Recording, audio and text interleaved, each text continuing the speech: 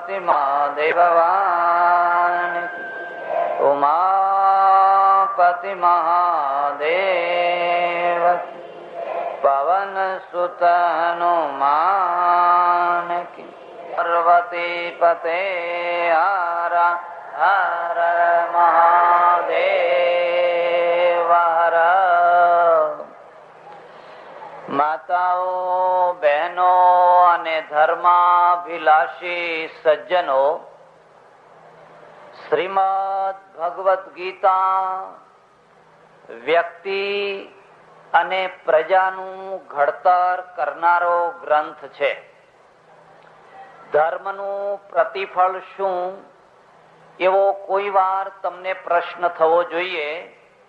ધર્મનું પાલન કરવાથી આપણને શું પ્રાપ્ત થાય છે? ધર્મનું પાલન શા માટે કરવું જોઈએ? જો ધર્મનું પાલન કરીએ તો આપણને શું લાભ થાય, અને ધર્મનું પાલન ન કરીએ તો આપણને શું હાનિ થાય, એવો પ્રશ્ન કોઈ વાર તમને થવો જોઈએ. અને એનો જો તમને સચોટ જવાબ મળે તો તમારે એમ સમજવાનું કે તમારો ધર્મ તમારા માટે લાભદાયી છે, તમારા માટે હિતકારી છે. ધર્મનું પાલન કરવાથી કેટલા માણસો મોક્ષે ગયા એની કોઈ પ્રતીતિ, એનું કોઈ પ્રમાણ નથી. ગયા હશે એમ માની લો. જો કે આપણા શાસ્ત્ર પ્રમાણે અને જૈનોના શાસ્ત્ર પ્રમાણે આ સમયમાં કોઈનો મોક્ષ જ નથી. આ પાંચમો આરો છે અને આપણા ત્યાં કલિયુગ છે, એટલે આ સમયમાં કોઈનો મોક્ષ થતો જ નથી. જો આ વાત સાચી હોય તો હમણાં મોક્ષનો પ્રયત્ન બંધ કરી અને આ સંસાર સુધારવાનો પ્રયત્ન કરવો જોઈએ. ભગવાને પણ સમજીને કંઈક વ્યવસ્થા કરી હશે કે હેડો આ થોડોક ટાઈમ એમને એવો આપો કે જેથી એ એમનો સંસાર સુધારી શકે. પછી બીજો ટાઈમ આપશું ત્યારે બધાને મોક્ષ આપશું. પણ હમણાં આ મોક્ષની પંચાયત રહેવા દો અને હમણાં તમે તમારા સંસારને સુધારવાનો પ્રયત્ન કરો. તો પહેલામાં પહેલો આ પ્રશ્ન થાય કે આપણા ધર્મનું પાલન કરવાથી આપણને શું શું લાભ થાય છે? આર્થિક, સામાજિક, માનસિક, બૌદ્ધિક વગેરે વગેરે વગેરે. તો મેં જેમ શરૂઆતમાં કહ્યું એમ ભગવદ ગીતા એક એવો ગ્રંથ છે જે વ્યક્તિનું અને પ્રજાનું ઘડતર કરે છે. અને ઘડાયેલી પ્રજાનું માપ કાઢવું હોય તો એના 3 રૂપ છે. યાદ રાખવા હોય તો રાખી લેજો. કોઈ પ્રજા ઘડાયેલી છે એનું જો માપ કાઢવું હોય તો એના 3 રૂપ યાદ રાખજો. સૌથી પહેલામાં પહેલું રૂપ એ શૂરવીર પ્રજા છે. ધર્મના દ્વારા એ બહાદુર થયેલી પ્રજા છે, પહેલી વાત. બીજી વાત, ધર્મના દ્વારા એ પ્રામાણિક થયેલી પ્રજા છે, સાચી પ્રજા છે, પ્રામાણિક પ્રજા છે, એના ધર્મથી એ પ્રામાણિક થઈ છે. બીજી વાત. ત્રીજી વાત, એ ગુણગ્રાહી છે. ચારે તરફ કોઈ પણ જગ્યાએ સદગુણ હોય તો એ સદગુણને ગ્રહણ કરનારી પ્રજા છે. બસ આ 3 તત્વો જો પ્રજામાં આવ્યા હોય, દુનિયાની એ મહાન પ્રજા થશે.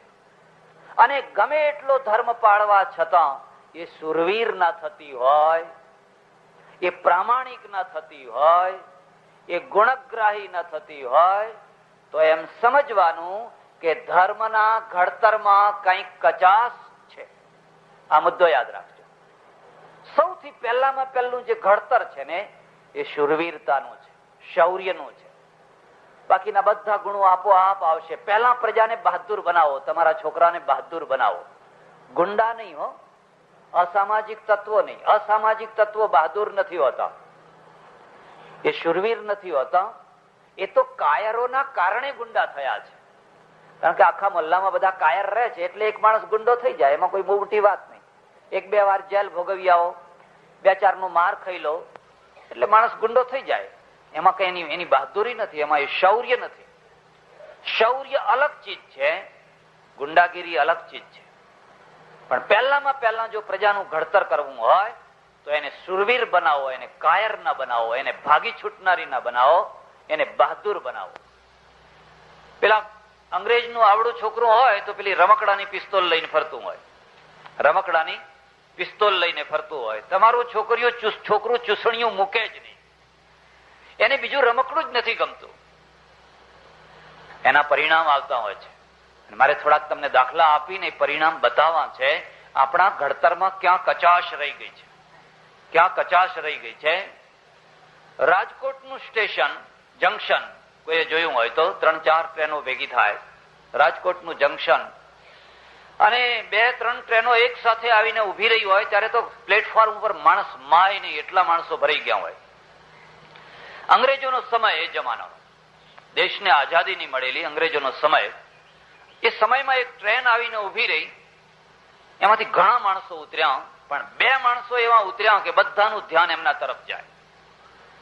એક પતિ ને એક પત્ની, હમણાં મહિના પહેલા જ પરણેલા, નવા પરણેલા, અને હમણાં એક બહુ ખરાબ રિવાજ નીકળ્યો છે, બહુ ખરાબ રિવાજ નીકળ્યો છે. છોકરા પરણે એની સાથે જ બીજા ને ત્રીજા દિવસે કાશ્મીર જાય, ગોવા જાય, કંઈક જાય, બીજે 2 એકલા જાય પાછા. બહુ ખરાબ રિવાજ, હું આને પસંદ નથી કરતો. કેમ ભાઈ, બહાર જવાની શી જરૂર છે? અરે તમને એ નાના જુવાન છોકરા હોય એને ખાલી પોલીસ એમ જ કહે કે તું કોઈને ભગાડીને લાયો છે, અને 4 કલાક જેલમાં બેસાડી મૂકે તો ત્યાં એનો જામીન કોણ થાય?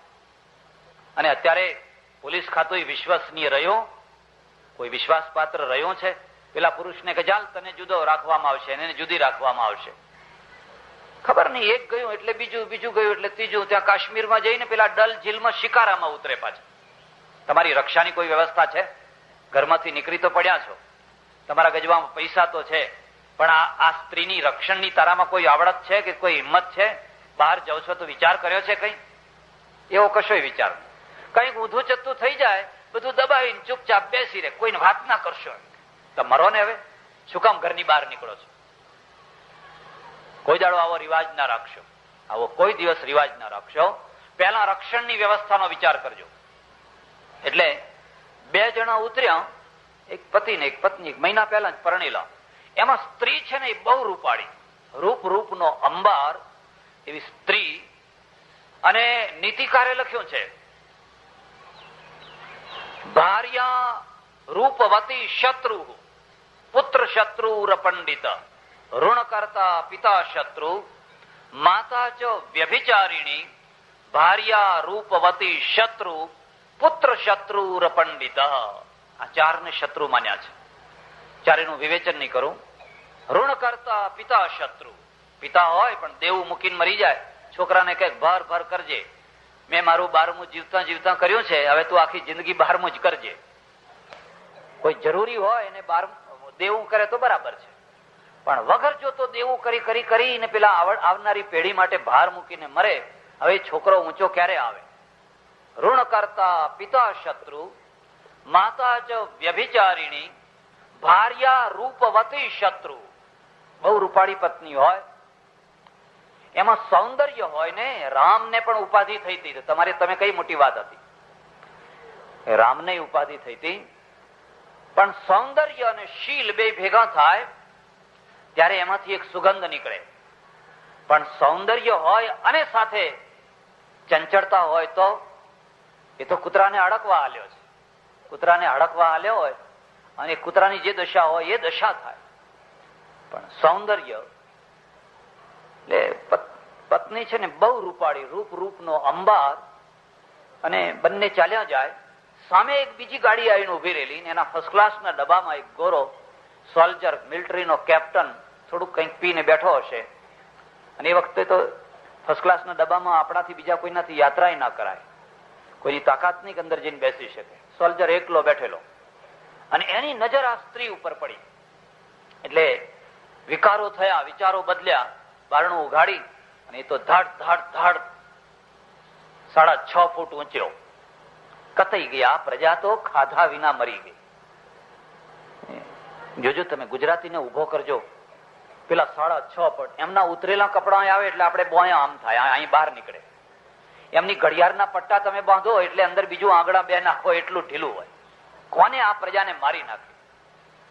તમારું સ્ટ્રક્ચર જ નાનું હશે ને, આવડું નાનું સ્ટ્રક્ચર જ હશે ને, અને સામે એક આવીને ઉભો રહેશે મોટો, એટલે તમારું મન આપોઆપ મરી જશે, તમારી હિંમત જ છૂટી જશે કે ઓહો આવડો મોટો. એમ પહેલા મજબૂત બનો, ઊંચા પહોળા મજબૂત બનો, પ્રજાને બાહોશ બનાવો, હિંમત વાળી, અને એટલે ખવડાવો.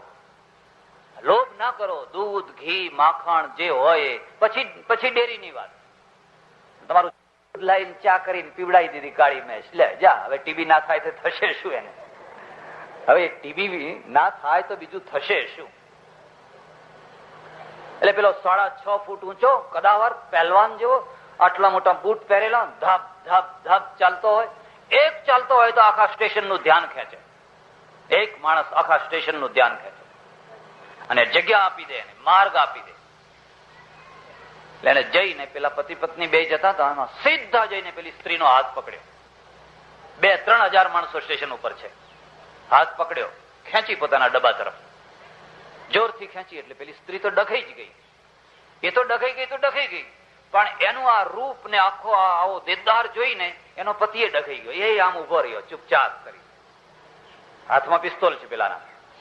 ખેંચી એટલે ખેંચાવા માંડી. શું કરે? એનું જોર ક્યાં, આનું જોર ક્યાં? ખેંચે, ખેંચતા 2, 3, 4, 5 ડગલા લઈ ગયા. પેલો પુરુષ તો ઉભો જ રહી ગયો.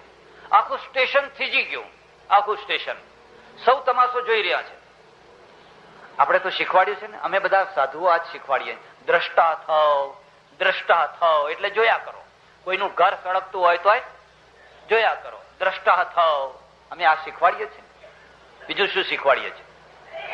4, 5, 6 ડગલા ખેંચી ગયો, આખું સ્ટેશન થીજી ગયું છે. એટલામાં એક કાઠીનો છોકરો 18, 19, 20 વર્ષનો હશે, મૂછનો દોરો માડ ફૂટેલો, અને એ કંઈક જતો હશે, અને એને જોયું તો આ એક સ્ત્રી છે, ઇન્ડિયન સ્ત્રી છે, એને પેલો ગોરો છે ખેંચીને લઈ જઈ રહ્યો છે. એને કોઈ કહ્યું નહીં, કોઈ ઢોલ ના વગાડ્યો, પણ એ તરત જ એને ભેટે તલવાર બાંધેલી, તલવાર ખેંચી અને જેમ વાઘ કૂદીને જઈને પેલાની છાતી ઉપર પડ્યો, ગોરાની. અહીંથી કોલર પકડી અને તલવાર ઉગામી, મારી જોરથી મૂઠ હાથ ઉપર ને સ્ત્રીનો હાથ છોડાવી દીધો. પાપ કાયર હોય છે. પાપને કોઈ દિવસ બળ નથી હોતું. પાપ કાયર હોય છે. પાપ તો ધ્રુજતું હોય છે. રાવણ ગમે એટલો મોટો હોય ને, પણ સીતાજીનું હરણ કરવા જાય એટલે એના હાથ પગ ધ્રુજતા હોય. પાપ તો કાયર હોય છે, પણ એનો કોઈ પ્રતિકાર કરે તો કાયર હોય છે. પણ કાયરો ઉપર જે પાપ હોય એ તો વળી પાછું રૂઆબભેર હોય. પેલી સ્ત્રીને કહ્યું ચાલ મારી સાથે. એનો પતિ જ્યાં હતો ને ત્યાં લઈ ગયો અને એને પતિના આગળ ઉભી કરી દીધી. એટલે પેલો પતિ ખુશ થઈ ગયો કે આઈ હો, આઈ એમ, આવી ગઈ એમ. સારું. પેલો જે કાઠીનો છોકરો હતો ને, એને મ્યાનમાં તલવાર નાખી અને પેલા એના પતિનું આ કોલર પકડીને 2 તમાચા માર્યા. 2 ગાલે લાલ ઘમ થઈ ગયા. હવે શું બોલે? આ પેલા કરતા હવાયો છે. હમણાં પેલો લઈ ગયો તો એના કરતા સવાયો છે. બોલ્યો નહીં કશું. કાયર, બાયલા, તારામાં રક્ષણ કરવાની તાકાત નથી તો આ રૂપાળી સ્ત્રીને પરણ્યો કેમ? જો બાવડા જોરદાર નતા તો પછી કોઈ એવું જેવું તેવું લાઈન ઘરમાં બેસાડી દેવું હતું, એટલે નફા કરા, ગમે એમ ફર્યા કરો. હવે આ રૂપ લાવીને બેસાડ્યું છે, આગ લાવીને, અને તારામાં એનું રક્ષણ કરવાની હિંમત નથી. એ પકડીને જતો હતો ત્યારે એના પાછળ પડવું હતું, એને મરી જવું હતું. અમે તારો પાળીઓ કરો ત્યાં રેલવેના પ્લેટફોર્મ ઉપર, એને સિંદૂર ચડાવો, દર વર્ષે એની પૂજા કરો, અને હવે આમ કરીને ઉભો છે. એટલે પેલા એ વિચાર કર્યો કઈ બોલવા જેવું નથી, હેડો ઘર ભેગા હેડો એમ કે. કોને આવું? આ એક પ્રસંગ નથી, આ કોઈ એક વ્યક્તિની વાત નથી. આવી તો સેંકડો વાતો હું તમને સંભળાવી શકું, મારા વગર સંભળાય તમે જાણો છો. પણ કેમ આવું કેમ થાય છે? આવું કેમ થાય છે? હમણાં જો તમને ખબર હોય તો અમદાવાદથી એક ટ્રેન ઉપડેલી રાતના ભાવનગર તરફ જવા માટે. 6-8 મહિના થયા હશે મને લાગે છે. અને બ્રાહ્મણ કુટુંબ એક બેઠેલું, પતિ પત્ની એની ડોશી 2 છોકરા, બ્રાહ્મણ કુટુંબ બેઠેલું. થોડીક ટ્રેન ચાલી હશે અને એક ગુંડો આવીને પેલા બ્રાહ્મણને કહે, ઉઠ, તારી સ્ત્રી સાથે મારે બેસવું છે, ઉઠ, ઉભા થા. એટલે એને રીસ ચડે કે ના ચડે? મારી સ્ત્રી સાથે ઝપાઝપી થઈ, ઉઠ, મારે એની જોડે બેસવું છે. અને પેલા છરી કાઢી એટલે એની ડોશી હતી, એને જ કહ્યું, ભાઈ તું લડીશ નહીં, આ ગુંડો છે ને મારી નાખશે તને, તું લડીશ. એટલે પેલો એની સ્ત્રી સાથે બેસવાનો પ્રયત્ન કર્યો, બે લડ્યા, થોડું કપડા ફાડી નાખ્યા, એ તે થયું. પછી તો પેલાને વધારે ગળા ઉપર છરી મૂકી દીધી. ચાલ 150 માણસ બેઠેલા છે ડબ્બાની અંદર, 150 માણસ બેઠેલા છે. પેલી સ્ત્રીને ઉભી કરી, નગ્ન કરી, 3 કલાક સુધી એની સાથે જ ગમે તેવા અડપલા એ કરતો રહ્યો. કોઈ ડબ્બામાંથી એક માણસ એવો ના નીકળ્યો જે એને આવીને એમ કહે કે દુશાસન બેસ નીચે. 150 માણસ એમને એમ બેઠેલા છે.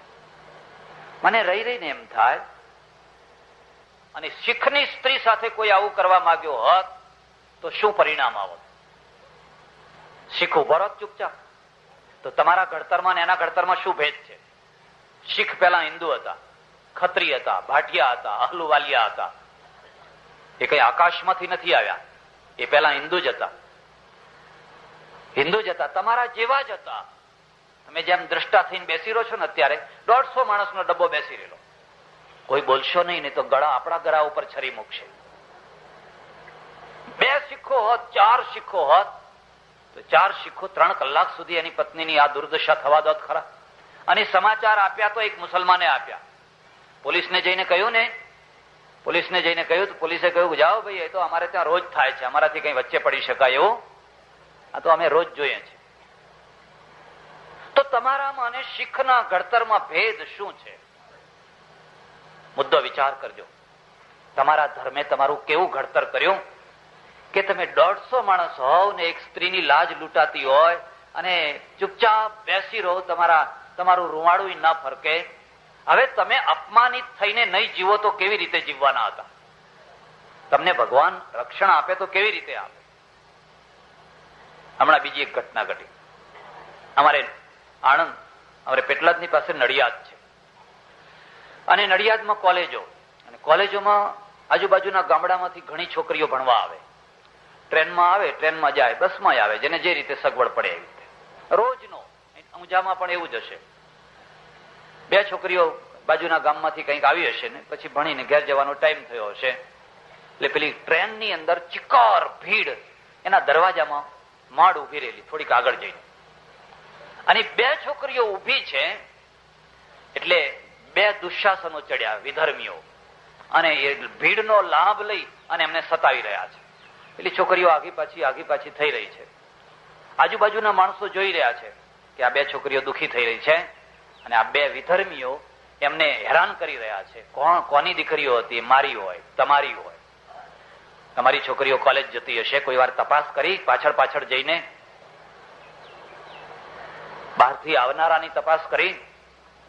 હવે આખો ડબ્બો, એ મોટી ગાડી, આખો ડબ્બો બેઠેલો છે, બધા જોવે છે, હવે આંખ મીચીને. કોઈ ભીષ્મ થઈને બેઠા છે, કોઈ દ્રોણ થઈને બેઠા છે. આપણે શું કરે એ ભોગવે, આપણે શું? બસ બધા દ્રષ્ટા થયા છે, બધા વેદાંતી થઈ ગયા છે. હવે ગાડી ઉપડવાની તૈયારી છે, અને આ તો કઈ એક દિવસનો પ્રસંગ નથી, આ તો રોજનો પ્રસંગ હશે. અને હળી ગયેલા જે ભૂંડ છે ને, એ કઈ એક દિવસ આવું નથી કરતા હોતા, એ તો રોજે રોજ આ લાચારીનો લાભ ઉઠાવતા જ હોય છે, રોજે રોજ. એવામાં 20 વર્ષનો એક શીખનો છોકરો પાઘડી બાંધેલી ઉપર ચડ્યો, અને ચડીને એ જેમ તેમ જગ્યા કરીને પેલા પાસે ગયો, અને એને જોયું કે આ 2 છોકરીઓ આગી પાછી દુઃખી થઈ રહી છે, હેરાન થઈ રહી છે. એટલે એની નજર પડી, આ બાજુમાં ઉભેલા છોકરાઓ એને હેરાન કરી રહ્યા છે. ભલોય ન થયો ને ભૂંડોય ન થયો. 2 માંથી એકનો કોલર પકડીને હાથ ખેંચીને જોરથી જે ગાલ ઉપર તમાચો મારીને માર્યો ધક્કો ને પ્લેટફોર્મ ઉપર લાંબો કરી દીધો. બીજાનું કોલર પકડવા જાય છે તો એ પોતે જ ભાગી ગયો. પાપ કાયર હોય છે, પાપ દુર્બળ હોય છે. એટલે આખો ડબ્બો રાજી થઈ ગયો, આખો ડબ્બો ખુશ થઈ ગયો. સારું કર્યું હો ભાઈ, સારું કર્યું હો ભાઈ, બહુ સારું કર્યું હો, બહુ સારું કર્યું હો. હું હોત ને તો પેલા શીખના છોકરાને કહત કે હજુ એક કામ બાકી છે, આ બધાને બબે માર. આ બધા જે બેઠા છે ને એ બધાને બબે તમાચા માર, હજુ ખરું કામ તો બાકી રહી ગયું. સારું કર્યું. તમને સારું કરવાનું કોણ ના પાડતું? તમે બેઠા બેઠા આટલા 150 મુવા છો, તમને સારું કરવાનું કોણ ના પાડતું? મને રહીને એમ થયા કરે, આપણી કઈક ભૂલ થઈ ગઈ છે, પ્રજાનું ઘડતર કરવામાં કઈક ભૂલ થઈ ગઈ છે. એટલે તમે દુનિયાની એક કાયર પ્રજા તરીકે, એક મારખવ પ્રજા તરીકે જીવન જીવતા થયા છો. આવું આ શીખ પ્રજા આટલી બળવાન કેમ થઈ? હિન્દુમાંથી થઈ છે. મુસલમાનો હિન્દુમાંથી જ થયા છે? ક્યાં બહારથી થોડા આયા છે? અહીંથી જ થયા છે. પેલા ધંધુકાવાળી ટ્રેનમાં 5 મુસલમાન બેઠા હોત તો 5 મુસલમાન બેઠા હોત તો એની બીબીની કોઈ આવી દુર્દશા કરી શકો ખરો? 3 કલાક સુધી કોઈ કરી આખી ટ્રેન સળગાવી દો. પણ તમારું રૂવાણું ફરક તો તમારું આપણે તો બસ આપણે પડવું જ નહીં ને, પારકી પંચાયતમાં પડવું જ નહીં ને. આવું કેમ થયું? હું તમને એનો ઇતિહાસ બતાવીશ, પ્રજા કેવી રીતે ઘડાતી હોય છે. ગુરુ નાનક દેવ થયા, અને એના પહેલા એક મુદ્દાની વાત કહી દઉં. પંજાબમાં અત્યારે ત્રાસવાદ ચાલી રહ્યો છે, ભયંકર ત્રાસવાદ. રાજકારણથી છે, આપણે એમાં સંમત નથી, એ ના થવું જોઈએ. પણ એની એક ઉજળી બાજુ હું તમને કહું છું. એક ઉજળી બાજુ હું કહું છું. અત્યાર સુધી સેંકડો માણસોની હત્યા થઈ છે, મારી નાખ્યા માણસો. એક પણ સ્ત્રી ઉપર બળાત્કાર નથી થયો. આ એની જમણી બાજુ છે, આ એની ઉજળી બાજુ છે. એ ભલે હત્યાઓ કરે છે, પણ કોઈ છોકરીને ઉપાડી ગયા હોય કે કોઈ સ્ત્રીને બળાત્કાર કર્યો હોય, એક પણ કિસ્સો હજુ સુધી નથી બન્યો. આ એની જમણી એની જમા બાજુ છે.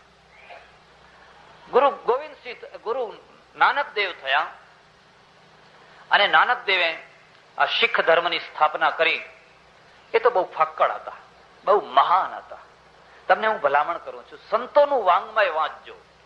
આ અભડાઈ જનારા લોકોએ તો સત્યાનાશ વાળી નાખ્યો, પણ સંતોની વાણી વાંચજો. એ ઠેઠ ક્યાં પહોંચ્યા? કાબુલ પહોંચ્યા, અફઘાનિસ્તાનમાં પહોંચ્યા, એનાથી આગળ ગયા.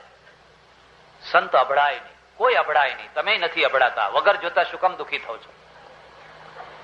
તમારે ગંગા છે, તમારી પાસે ગાયત્રી છે, તમારી પાસે ભગવાનનું નામ છે, પછી તમને અભડાવનારો છે કોણ? આપણે કોઈના મોઢામાં ના થૂંકીએ તે અભડાઈ જાય. શું કામ અભડાવ છો? માણસ અભડાય છે પાપથી. પાપ સિવાય બીજી રીતે કોઈ અભડાતો? ત્યાં પહોંચ્યા. આખી મુસ્લિમ પ્રજા મસ્જિદમાં જઈને ઉતર્યા. મસ્જિદમાં જઈને, હું ઘણી વાર મસ્જિદમાં પ્રવચન કરવા જાઉં, પર્યુષણના પ્રવચન કરવા જાઉં, સ્વામિનારાયણમાં જાઉં, બધે જ જાઉં. મારો ભગવાન એક છે ને બધે એક જ છે, કોઈ ભેદ નથી. હ્યુમેનિટી જે માનવતા છે ને, એનાથી મોટો કોઈ ધર્મ નથી. મસ્જિદમાં ઉતર્યા તો ખરા, પણ એ તો સુફી છે ને, સુફી. અને સુફીઓ છે ને, એ હૃદય ઉપર બહુ ભાર મૂકે, હૃદયની શુદ્ધિ ઉપર, કર્મકાંડ ઉપર નહીં. અહીં ધરો ચડાવો, નહીં ફૂલ ચડાવો, નહીં કંકુ નાખો, નહીં ચોખા નાખો, અહીં ફલાણું નાખો, નહીં આ લાકડું મૂકો, નહીં ફલાણી સોપારી મૂકો. અરે મૂક્યા, ફેંક અહીંથી એક તરફ, લઈ જા બધું એક તરફ. સુફી છે ને, એ હૃદય ઉપર ભાર મૂકે, હૃદયની નિર્મળતા ઉપર. બસ તું શાંતિથી તારા હૃદયને શુદ્ધ કર, અને હૃદયને શુદ્ધ કર તો સોપારીઓ નહીં મૂકે તોય વાંધો નથી. શું કામ ધરો ઉખેડો છો વગર જોતી? એની જગ્યાએ રહેવા દો, કઈ ઉખાડવાની જરૂર નથી. તારું હૃદય શુદ્ધ કર. એટલે આ તો સુફી હતા. જઈને મસ્જિદમાં ઉતર્યા, પણ થયું શું કે પગ રાખ્યા પેલા કિબલા તરફ. જે પેલો હોય ને નમાજ પઢાવવા માટે જે આચાર્ય ઉભો રહે ને, એના મૌલવી એ જગ્યાએ પગ રાખેલા આમ. અને બાદશાહ આવ્યો નમાજ પઢવા માટે. બાદશાહને કોઈએ કહ્યું, એક ફકીર આવ્યો છે, પણ માથું ફરેલો જ જરા, જુઓ ને પગ કઈ તરફ રાખ્યા છે? પશ્ચિમ દિશામાં પગ રાખ્યા છે એમ. એટલે બાદશાહે જઈને એને ઉઠાડ્યો, એનો ચહેરો જોયો, એની આભા જોઈ, એનું રૂપ જોયું. એક પર્સનાલિટી હોય છે, એક વ્યક્તિત્વ હોય છે. કોકે ના કોઈ મહાપુરુષ છે, અને મહાપુરુષ જ મહાપુરુષને સમજી શકે, સામાન્ય માણસો ના સમજી શકે. એટલે એમણે કહ્યું, ફકીર ઉઠો, ઉભા થાઓ, તમે પગ તો રાખ્યા છે કાબાના તરફ, તમને એવું નથી લાગતું કે તમે પાપ કરી રહ્યા છો? અને પેલા સુતા સુતા જવાબ આપે છે, સુતા સુતા. જે તરફ ભગવાનનું ઘર ન હોય, જ્યાં ભગવાન ના રહેતો હોય, એ તરફ મારા પગને ફેરવી. રાજાએ પગ ઉપાડીને બીજી દિશામાં કર્યા, એને ત્યાં કાબા દેખાવા માંડ્યો. ત્રીજી દિશામાં કર્યા, એને ત્યાં દેખાવા માંડ્યા. ચોથી દિશામાં કર્યા, એને ત્યાં દેખાવા લાગ્યું. કોઈ ઓલિયા છે, કોઈ મહાપુરુષ છે. અને પછી તો એમને કહ્યું, મારા મહેમાન થાવ. મહેમાન થયા. પછી તો કઈ વ્યસન ની વાત કરી, થોડુંક કઈક વ્યસન થોડુંક કઈક કરો. બહુ સુંદર જવાબ આપ્યો છે નાનકે, બહુ સુંદર જવાબ આપ્યો છે. ગાંજા ભાંગ અફીણ નશા, ગાંજા ભાંગ અફીમ નશા, શામ ખાય સુબહ ઉતર જાય. ગાંજો પીવો, અફીણ પીવો, દારૂ પીવો વગેરે વગેરે નશો છે, સાંજે કરો એટલે બાદશાહ, અને સવારે જુઓ તો 7 જન્મના માવતર મરી ગયા હોય એવા ચહેરા ઉતરેલા બેઠા હોય. હા, બિલકુલ મરેલા મળદા જાણે. શામ ખાય સુબહ ઉતર જાય, નાનક નશા નામ કા ચડા રહે 8 જામ. પણ એ બાદશાહ, જો તું નામનો નશો પીવે, નાનક નશા નામ કા, તું નામનો નશો કરે, ઓમ ઓમ ઓમ ઓમ, એ નામનો જો નિશો ચડાવે 8 જામ ચડ્યો રહે, ઉતરે જ નહીં. નાનક દેવે એવા ધર્મની સ્થાપના કરી જેમાં કોઈ ઊંચ નહીં, કોઈ નીચ નહીં, કોઈ આભડછેટ નહીં, કોઈ વટલાવાનું નહીં, કોઈ કશું નહીં. બધી માનવતા આવીને સાથે બેસો, ભગવાનનું ભજન કરો, પ્રાર્થના કરો, એક તારો લો, મંજીરા વગાડો અને ભગવાનની પ્રાર્થના કરો. બીજું કઈ કરવાની જરૂર નથી. આવા લાલ થાપન લાવો ને, લીલા થાપન લાવો ને, પીળા થાપન લાવો ને, આટલું લાવો ને, ફલાણું લાવો ને. એક સત્યનારાયણની કથા કરવાની હોય, એક સત્યનારાયણની કથા, આવડું મોટું લિસ્ટ હોય, આવડું મોટું લિસ્ટ હોય. જરાક તો વિચાર કરો. પેલા એકદમ સરળ ધર્મ બતાવી દીધો, કશું જ નહીં. એ શીખ ને શીખડી પરણતા હોય ને ત્યારે તમે જઈને જોજો, વચ્ચે ગુરુ ગ્રંથ સાહેબ મૂક્યો હોય અને બે આમ 4 આંટા ફરે એટલે પરણી ગયા. બસ કઈ વિધિ નહીં, કશું જ નહીં, અને સારી રીતે ચાલે છે. છોકરા થાય છે ને છોકરાનો વંશે રહે છે અને બધું રહે છે. કઈ એના કારણે એમને કઈ ઓછું નથી પડતું કે હવે તમે 5 દિવસ સુધી બહુ વિધિઓ કરી, ધનારક જોયા, મીનારક જોયા, ફલાણું જોયું, ફલાણું ચોઘડિયું જોયું, ફલાણું જોયું, બધું જોયું. હા, શ્રાદ્ધમાં તો ના થાય એમ કે, અરે સારામાં સારું કરો ને, પિતૃઓનો આશીર્વાદ મળશે. ભ્રમણાઓમાંથી નીકળો ને, આ ભ્રમણાઓમાં ક્યાં સુધી રહેવાના હતા? તો એમણે એકદમ સરળ ધર્મ, સહજ ધર્મ, જે મુસ્લિમ વાવાઝોડાના આગળ ટકી શક્યો. એ સમયનો કાળ જુઓ, પંજાબમાં જે મુસ્લિમોનું વાવાઝોડું આવેલું એના સામે ટકી શકે એવો આ ધર્મ હતો, ટકી શક્યો. પણ પછી એમાં એક રૂપાંતર કરવાની જરૂર હતી, ઘડતર કરવાની જરૂર હતી. અને ઘડતર શું હતું? ઔરંગઝેબનો ત્રાસ, હાહાકાર, હિન્દુઓને કચ્ચર ઘાણ, કોઈની અસ્મિતા નહીં, કોઈનું રૂઆબ નહીં, કોઈની ખુમારી નહીં, મરી ગયેલી પ્રજા, મારી નાખી પ્રજા. હવે આ પ્રજાને બાહોશ બનાવી છે, બહાદુર બનાવી છે. એટલે 10મા ગુરુ થયા, એમનું નામ ગુરુ ગોવિંદ રાય. ગોવિંદ સિંહ નહીં, રાય, ગોવિંદ રાય. વાણિયા હતા, તમને ઘણાને ખબર નહીં હોય. વાણિયા હતા એટલે ક્ષત્રિય હતા. ક્ષત્રિય ખરા ને વાણિયા ખરા, વેપારે કરે બે, પણ સામાન્ય રીતે વાણિયા કહી શકાય. ગોવિંદ રાય. વાવાઝોડું આવેલું એના સામે ટકી શકે એવો આ ધર્મ હતો, ટકી શકે. પણ પછી એમાં એક રૂપાંતર કરવાની જરૂર હતી, ઘડતર કરવાની જરૂર હતી. અને ઘડતર શું હતું? ઔરંગઝેબનો ત્રાસ, હાહાકાર, હિન્દુઓને કચ્ચર ઘાણ, કોઈની અસ્મિતા નહીં, કોઈનું રૂઆબ નહીં, કોઈની ખુમારી નહીં, મરી ગયેલી પ્રજા, મારી નાખી પ્રજા. હવે આ પ્રજાને બાહોશ બનાવી છે, બહાદુર બનાવી છે. એટલે 10મા ગુરુ થયા, એમનું નામ ગુરુ ગોવિંદ રાય. ગોવિંદ સિંહ નહીં, રાય, ગોવિંદ રાય. વાણિયા હતા, તમને ઘણાને ખબર નહીં હોય. વાણિયા હતા એટલે ક્ષત્રિય હતા. ક્ષત્રિય ખરા ને વાણિયા ખરા, વેપારે કરે બે, પણ સામાન્ય રીતે વાણિયા કહી શકાય. ગોવિંદ રાય. એમણે જોયું કે આ પ્રજા તો વગર મોતે, કૂતરાના મોતે મરી રહી છે. હવે બીજો કોઈ રસ્તો નથી બાકી, કાં તો કચ્ચર ઘાણ નીકળવા દો, કાં તો પછી પ્રજાને બાહોશ બનાવો. બાહોશ બનાવી તો શું કરવી? એમણે માણસોને ભેગા કર્યા, પોતાના અનુયાયીઓને ભેગા કર્યા. અનુયાયીઓને ભેગા કરીને કહ્યું કે આજ મારે બલિદાન લેવું છે. તમારામાંથી 1000 માણસો ભેગા થયા છે, 1000 માણસો. બોલો, એક માણસ બહાર આવો, આ તંબુમાં હું લઈ જઈશ, મારે એનો વધ કરો, બલિદાન આપવું છે ધર્મની રક્ષા માટે. આખી સભા, લાડવા ખાવા હોય તો બધાય બહાર આવે, જમણવાર રાખ્યો હોય તો બધાય આવે. હવે આ બલિદાન આપવા કોણ આવે? એક માણસ બહાર આવ્યો, એક માણસ. ગુરુ એને લઈ ગયા, તંબુમાં લઈ ગયા, અને તંબુમાં લઈ જઈ એક તરફ બેસાડી દીધો. લાલ ઘુમ તલવાર, લોહી નીતરતી બહાર આવ્યા, આમ તલવાર કરી રહ્યા. એક હજુ બીજો જોઈએ, બીજો એક બહાર આવો. ફરી કોઈ નથી નીકળતું, એક બીજો બહાર આવ્યો, એને લઈ ગયા, એને ચૂપચાપ બેસાડી દીધો. અને તલવાર તો લાલ ગુમ બકરાના લોહીમાં નીકળી તરબતર થઈ રહી છે. ત્રીજો આવ્યો, ચોથો આવ્યો, 5મો આવ્યો. બસ 5 માણસો, બસ હવે મારે કોઈની જરૂર નથી. એ 5માં એક ગુજરાતી હતો, એને પંજ પ્યારા કહેવાય છે, પંજ પ્યારા. એ પાંચમાં એક દ્વારકાનો ગુજરાતી હતો. એ ત્યાં ગયેલો ને એને એ પાંચેયને બહાર લાવ્યા. તંબુમાંથી બહાર લાવીને કહ્યું જો આ પાંચે જીવતા છે, કોઈને મેં માર્યો નથી, આ તો બકરાનું લોહી છે, પણ મારે આ પાંચ માણસોના દ્વારા મોટી સલ્તનતના સામે માથું ઉચકવું છે.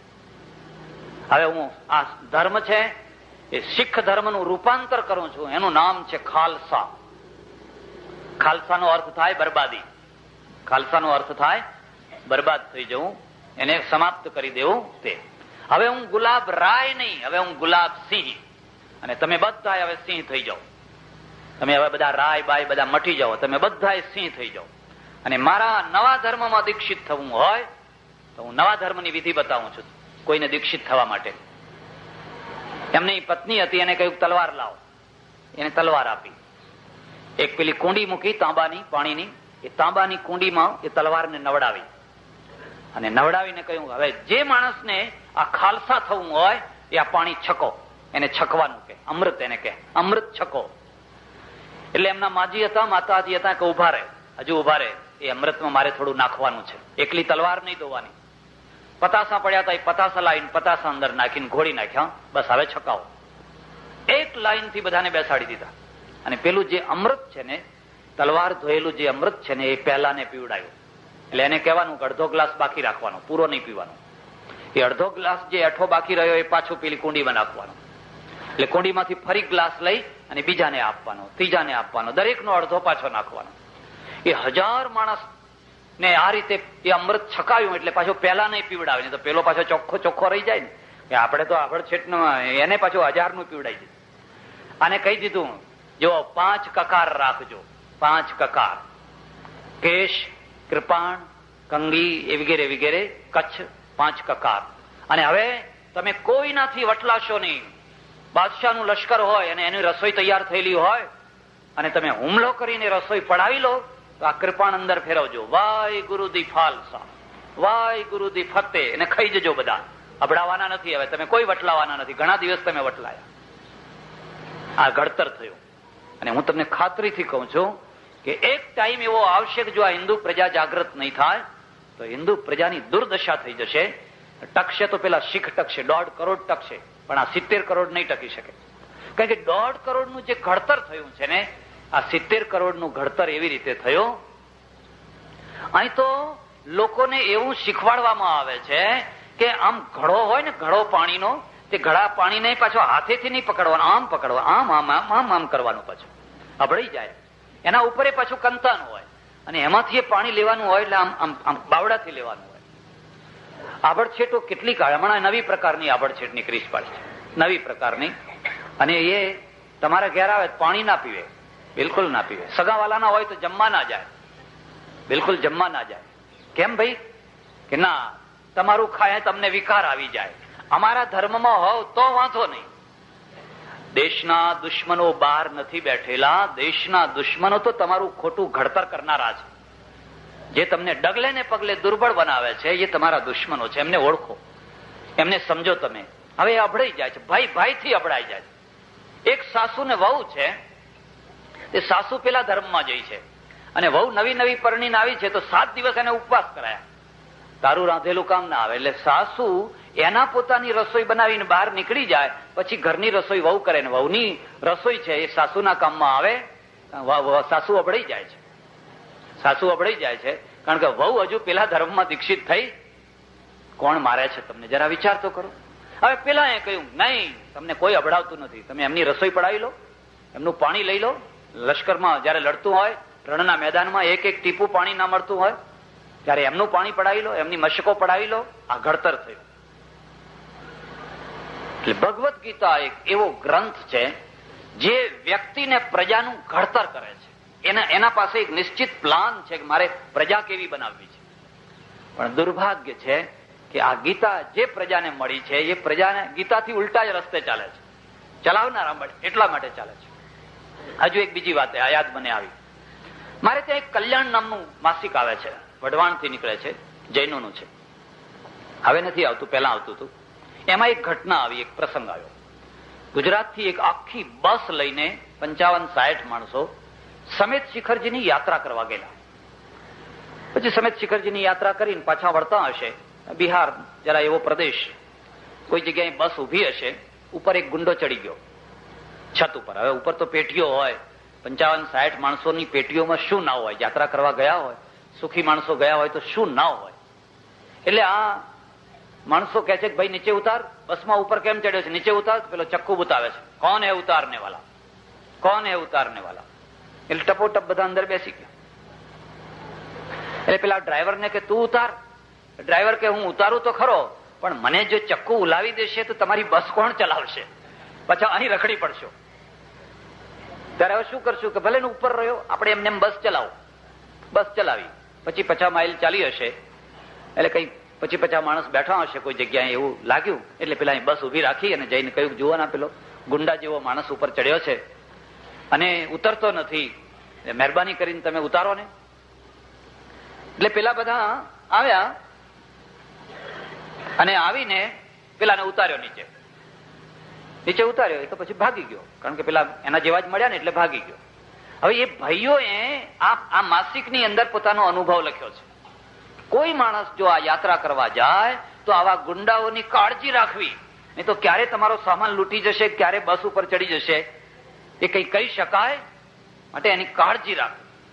અને મારા મનની અંદર એક પથરો મારા મગજમાં પડે છે, જો એ 55 શીખ બેઠા હોત તો. હું તમને એટલું જ પૂછું છું, એ 55 માણસો જો શીખ બેઠા હોત અને યાત્રા કરવા ગયા હોત તો કોઈ એક ગુંડો ઉપર ચડી શક્યો હોત ખરો? બસ તુલના કરી લો, તમારા ઘડતરમાં શું ભેદ છે. એ 55 મુસલમાન બેઠા હોત તો કોઈ એક માણસ ઉપર ચડી શક્યો હોત ખરો?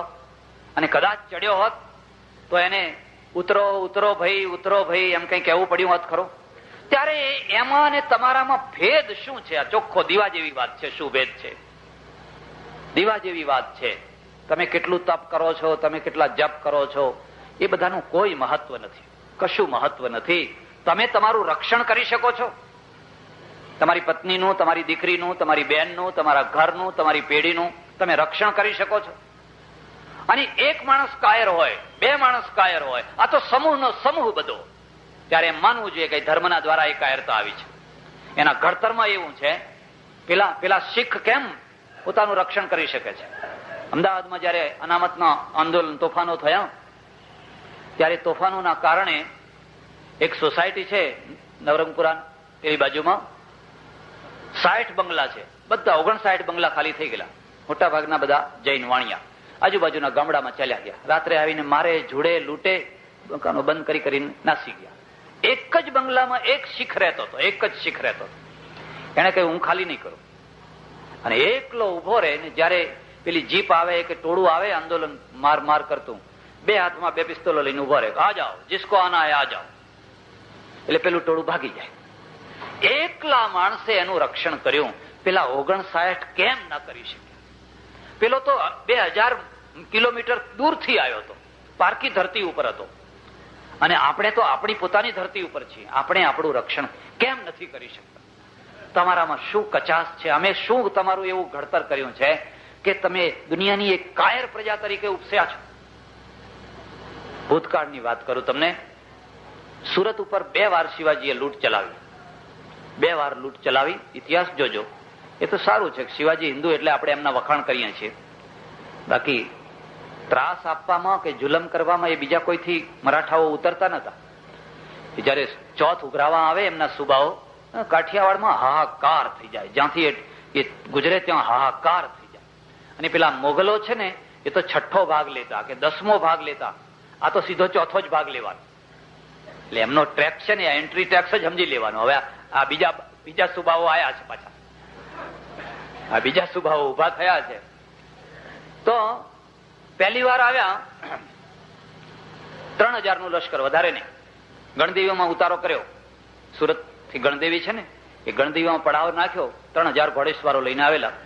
રાત રહ્યા.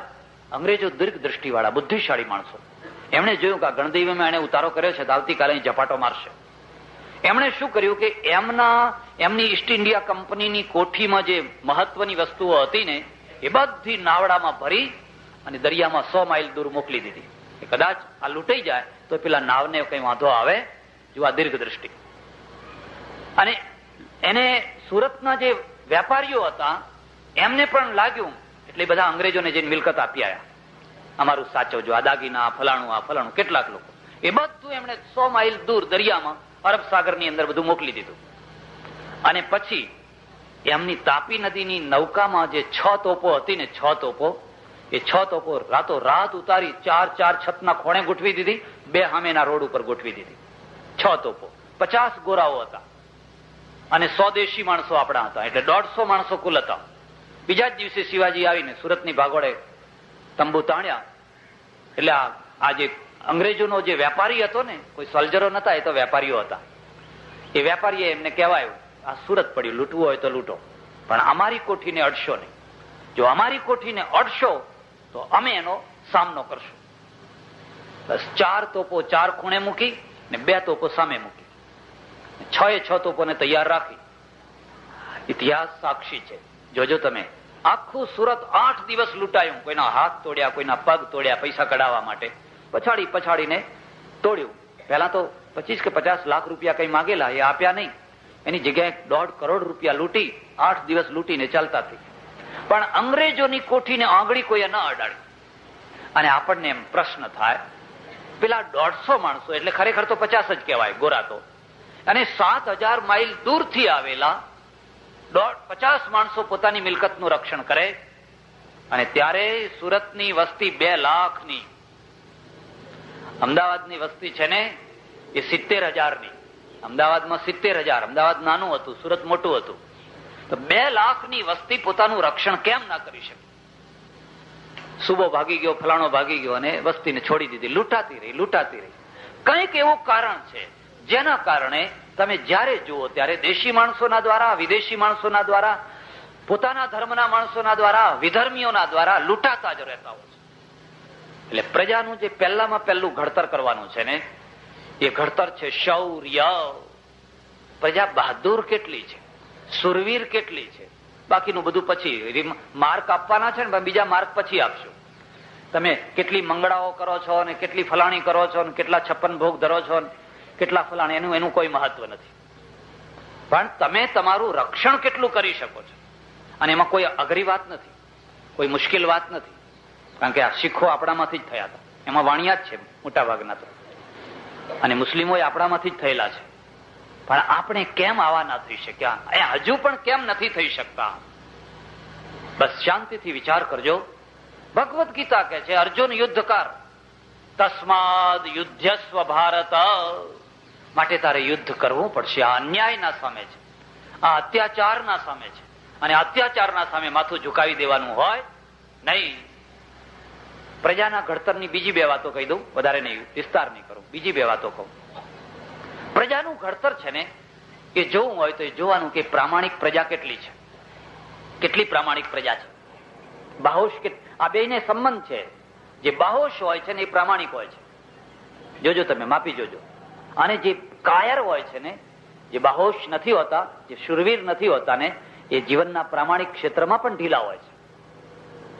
એ પણ એમાં પણ એ જ હોય છે. એટલે નોટ કરજો. 3 ગાથાઓ છે, 3 ગાથાઓ: શૌર્ય ગાથા,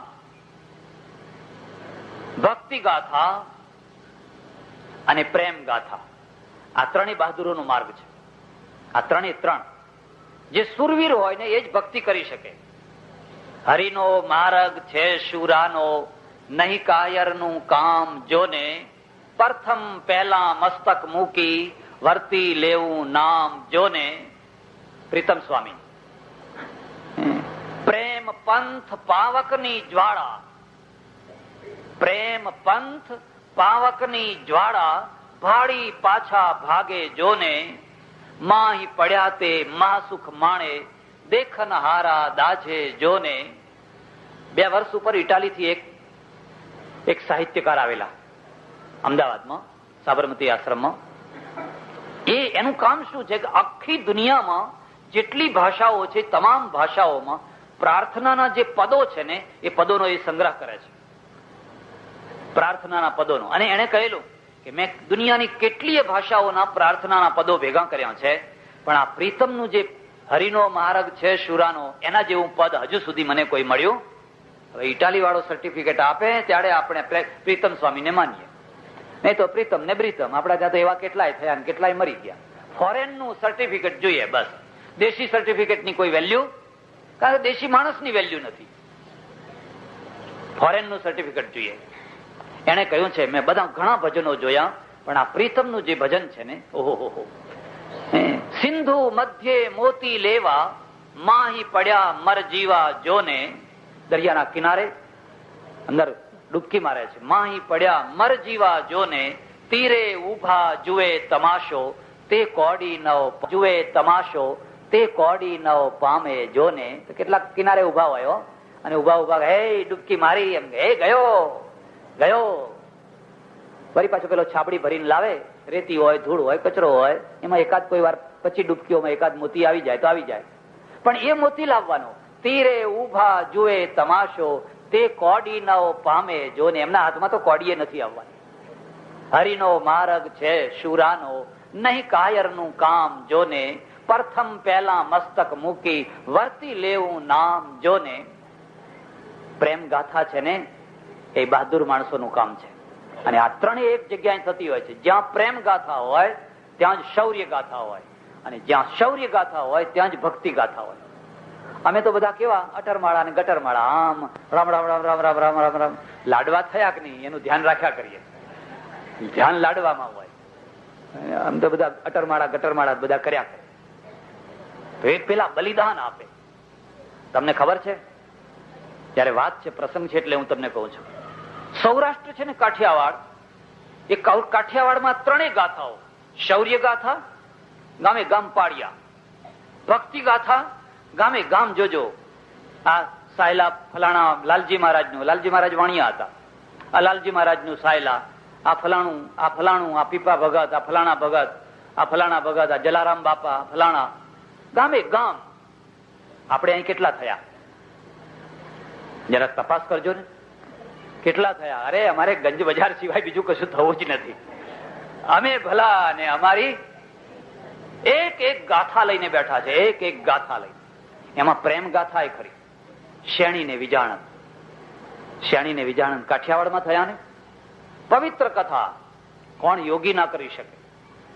પેલા શેણીનો બાપ દુકાળ પડ્યો, આવો ભયંકર દુકાળ, ભયંકર દુષ્કાળ પડ્યો, અને એના 100-200 ઢોર ક્યાં લઈને જવું? વિજાણંદના બાપની જાહો જલાલી, વિજાણંદના બાપની જાહો જલાલી. એટલે પેલો શેણી આવડી, શેણીનો બાપ છે ને, એ જઈ અને પેલા વિજાણંદના બાપને જઈને કહે છે કે દુકાળ પડ્યો છે, અને જેને ઢોરા હોય દુકાળમાં તો એની શું દશા, તાળવે જીવ ચોટ્યો. એટલે પેલા વિજાણંદના બાપે કહ્યું કે ચિંતા ના કરશો, તમારા જેટલા ઢોર હોય એટલા લઈને આવો, ભગવાનની દયા છે, અને કાળ કાઢો અહીંયા. એને કાળ કાઢવાનું કે. એટલે પેલો શેણીનો બાપ એના 100-200 ઢોર લઈ અને વિજાણંદના બાપના ત્યાં ગયો, અને આખો દુકાળ એને કાઢ્યો. જયારે વિદાય કરવાનું થયો, પ્રસંગ આવ્યો, ત્યારે એને કહ્યું, તમારું તો આ ચામડું કાઢીને આપું ને તોય તમારું ઋણ ચૂકવી શકાય, તો તમારું ઋણ ના ચૂકવી શકાય. એટલે વિજાણંદનો બાપ કે એમાં કશું નહીં ભાઈ, ભગવાને આપ્યું તો આટલું તમને કંઈક થોડીક મદદ કરી. કે ના, મારે આ આખા પ્રસંગને યાદ રાખવો છે. એટલે વિજાણંદના બાપને કહે છે, જો આ મારી શેણી છે ને, એ તારા વિજાણંદ સાથે મારે એનું સગપણ કરવું છે. મારે આ વિજાણંદ, પેલા તો નાના છોકરાના જ આ વિજાણંદના સાથે સગપણ કરવું છે. ભલે બાપ કે. હવે પેલો શ્રીમંત માણસ છે ને આ ગરીબ છે, આ ગરીબ છે, ખાવાનો રોટલો નથી. વિજાણંદના બાપે મંજૂર કર્યું. અને પછી તો પેલો ગયો તો ખરો, બાજીએ પલટો ખાધો. વિજાણંદનો બાપ ગરીબ થઈ ગયો, મરી ગયો, દેવ થઈ ગયો, અને દુકાળ અહીંયા પડ્યો, દુકાળ અહીંયા પડ્યો. અને વિજાણંદ છે ને એ મા બાપ વિનાનો થઈ ગયો. બાપ મરી ગયા, મા મરી ગઈ, મિલકત ફના થઈ ગઈ, એટલે નિરાધાર થઈ ગયો. નિરાધાર થઈ ગયો એટલે રખડતો ભટકતો. કોઈએ એને કહ્યું કે આટલા વર્ષ પહેલા તારા નેહડામાં પેલો શેણીનો બાપ આવેલો, ત્યાં જાને કઈક તારું કઈક ઠેકાણું પડશે, કઈક નોકરી ધંધો. અને ત્યાં પહોંચ્યો એટલે પેલા શેણીના બાપને યાદ આવ્યું કે હા એમ ક્યાં મરી ગયો, ગાય મરી ગયા, અમારી માં મરી ગઈ, કઈ ઢોર એકે રહ્યું નથી, ખેતર રહ્યું નથી, હવે તો આ ઉપરનું લુગડું સગું નથી થતું. એટલે એને ત્યાં રાખ્યો. પણ પેલી જૂની વાતને એ પેલા કે હવે આ ભિખારીને પરણાવાતી હશે, મારી દેવ જેવી કન્યા, રૂપ રૂપનો અંબાર, અને આ ભિખારી એને પરણાવાતી હશે? બીજા કેટલાય છોકરા છે, મોટા મોટા નેહડા વાળા કેટલાય છોકરા છે. પણ કોઈએ કહી દીધેલું શેણીને કે તારી સગાઈ તો પેલા વિજાણંદ સાથે, ને પછી બંને સાથે રહે, એમાં એમને પ્રેમ થઈ ગયો. પછી જયારે મોટો થયો ને વિજાણંદે કહ્યું, માગું કર્યું, ત્યારે કે હે તું ભિખારી એમ કે તને અક્કલ છે? હું ક્યાં ને તું ક્યાં? તારી સ્થિતિ શું? મારી દીકરી તને હોય? પણ પેલી શેણી છે ને એ અટકી ગઈ. ના બાપુ, ભરથાર તો મારો એ જ છે, બીજો ભરથાર નહીં કરું. એટલે પેલા બાપુએ રાજ રમત રમી. એવું કરો ને કે આ કાંટો નીકળી જાય ને છોકરીના વિચારો બદલાઈ જાય.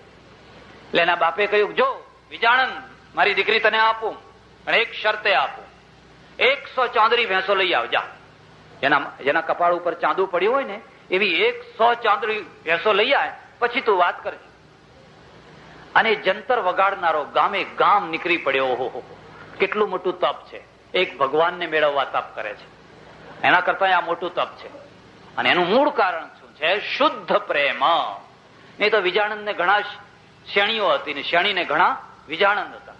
ગામે ગામ ફરે છે, મને ચાંદરી ભેંસ આપો, મને ચાંદરી ભેંસ આપો, મને ચાંદરી ભેંસ આપો. સમય વીતી ગયો છે. અવધિ બાંધેલી આટલી અવધિમાં લઈ આવે તો આપું, નહીં તો સમય વીતી ગયો છે. પણ પેલો વિજાણંદ છે ને એ ગમે તેમ કરીને 100 ભેંસો લઈને હાંકતો હાંકતો હાંકતો હાંકતો જઈને આવે છે, નીકળી ગયો છે. અને પેલી શેણી છે ને, કાઠિયાવાડના દોહરા સાંભળજો, કવિ જયારે એનું હૃદય અંદર વલોવી નાખે ને એ શેણીને બોલાવે છે. વા ફળ્યા વાદર ફળ્યા, ફર્યા નદીના નીર, વિજાણંદ તારે કારણે મારા સુકાઈ ગયા શરીર. એ નદીના કિનારે ઉભી ઉભી કે છે, રાહ જોવે છે. જો આ વાદળા આવ્યા, આકાશ મેઘથી છવાઈ ગયું છે, અને નદી ઉભરાઈ ગઈ, ફર્યા એટલે ભરપૂર થયા, અને આ વનરાજી લીલી છમ થઈ ગઈ, બધું લીલું છમ થઈ ગયું. પણ વિજાણંદ એક શેણી જ સુકાય છે. તું હવે ક્યારે આવીશ? આ મુદત તો પૂરી થવા આવી, તું હવે આવીશ ક્યારે? અને જયારે મુદત પૂરી થઈને પેલો આવ્યો, બીજા શેણીનો બાપ બદલાઈ, નહીં હવે જાઓ, મુદત પૂરી થઈ ગઈ, હવે તારે ને કઈ લેવા દેવાનું.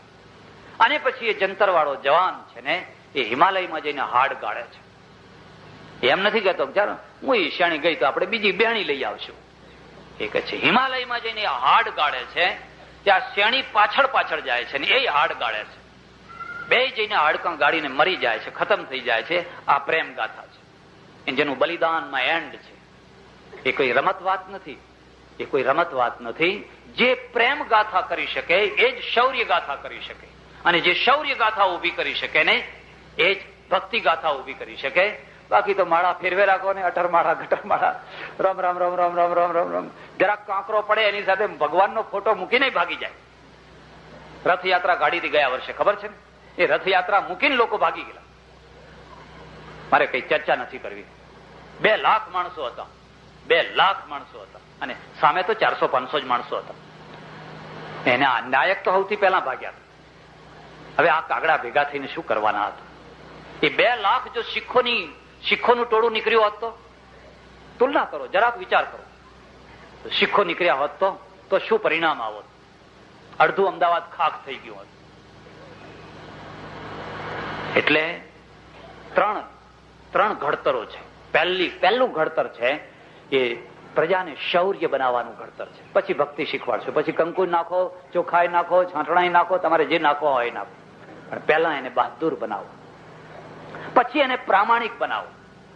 પ્રામાણિક આ બીજી છે. આવડું છોકરું હોય, કોઈના ઘેર ગયું હોય, ત્યાંથી એક પેન્સિલ ઉપાડી લાવે, એક મારજો તમાચો, ચાલ મૂકી આવી પાછું, અને એના દ્વારા પાછી મુકાવજો. એના દ્વારા જઈને મુકાઈ દેજો. જો ભાઈ તારા ઘરમાંથી પેન્સિલ ઉપાડી લાવ્યું એટલે એને રોતું રોતું લઈ જજો અને એના ઘરમાં પાછી મુકાવી દેજો. ફરી કોઈ દાડો એ કોઈની પેન્સિલ નહીં ઉપાડે. પણ હવે શું વાત કરું તમને, આપણી માયો હવે એવી થઈ છે કે છોકરા કોઈની ચકલી કાઢી લાવે, કોઈનો પેલો ગોળો મ્યુનિસિપાલિટી વાળો કાઢી લાવે, એટલે માયો ચૂપચાપ લગાવી દે. 5 રૂપિયા બચ્યા, સારું થયું હો, સારું થયું હો, 5 રૂપિયા બચ્યા. હવે આ છોકરા મોટા થઈને શું કરવાના હતા? એ ચોર જ કરવાના હતા. એ કરોડાધિપતિ થાય તોય ચોરી કરવાના છે. પેલી ગાયની મટન ટેલો ભેર્યો હતો એ કોણ હતો? કોઈ ગરીબ માણસ હતો? 12 કરોડની ચરબી ખવડાવી દીધી લોકોને. કોણ હતો માણસ? એની માં કેવી હશે? એની માએ એનું ઘડતર નહીં કરેલું.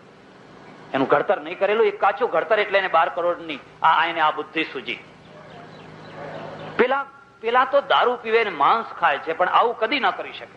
એક આટલી વસ્તુ ભેળસેળ ન કરે. આપણે એમાંનું સાંભળીને તો આમ મારું કાળજું વઢાઈ જાય છે. એમ કે મેં કહું કેમ ભાઈ, શું થયું? કે બીજું કઈ નહીં, અમારે ઘરમાં રોજ ઝઘડો થાય છે. હું કઉ છું કે દૂધમાં પાણી નહીં મેળવવાનું, રબારણ હોય ને આપણે એમને આપવાનું. એટલે પેલી મને કહે છે બેસ બેસ ભગતડા, તને શું ખબર પડે, ઘર મારે ચલાવવું તારે ચલાવવું છે. તે મારું કેવું માનતી નથી ને એ પાણી ભેળવે જ છે. તો મેં કહું હવે પાપ મને લાગે? મેં કહું ના, તું ના પાડતો હોય ને પછી પેલી ભેળવે તો તને પાપ લાગે, પણ તારી સંમતિ હોય તો લાગે. તું એમ કરજે કે એક દિવસ તું એ રબારણને લઈ આવજે મારી પાસે. હું એને પૂછીશ કે તું શું કામ ભેળવે છે. પછી એક દિવસ એ રબારણને લઈ આવે. એ બેઠા, બંને બેઠા.